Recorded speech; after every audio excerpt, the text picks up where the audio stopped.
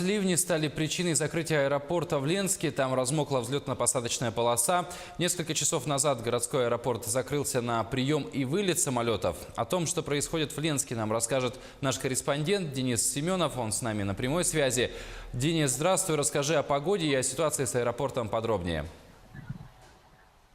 Здравствуйте, Павел. Со вчерашнего дня в Ленске продолжается проливной дождь, вследствие чего городской порт закрыт по причине того, что грунтовая взлетно-посадочная полоса размокла и не может принимать воздушные суда.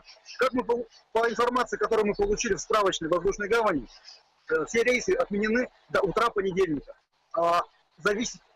Все зависит от погодных условий. Возобновить работу наш порт утром в понедельник.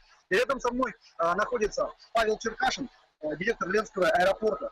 И, Павел Викторович, скажите, пожалуйста, почему мы так сильно зависим от погодных условий?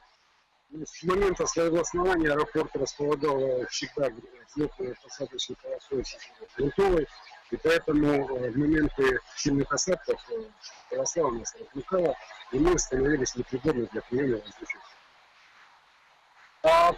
Предполагается ли какая-то реконструкция взлетно-посадочной полосы, чтобы мы не так сильно зависели от дождей?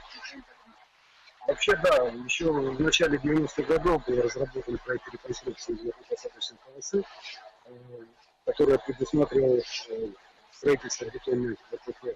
Но по известным обстоятельствам, связанным с климатическими годами, этот проект не был реализован. В настоящее время есть надежда, что мы попадем в программу реконструкции взлетно-посадочной полосы нашего аэропорта. Но пока мы в этой программе не находимся. Спасибо. Мы будем надеяться, что погодные условия все-таки в Ленске улучшатся, рейсы возобновятся, и все-таки будем надеяться и на то, что в будущем нашу Ленскую взлетно-посадочную полосу реконструируют, и мы не будем попадать в такие ситуации. Павел, спасибо. Вам слово.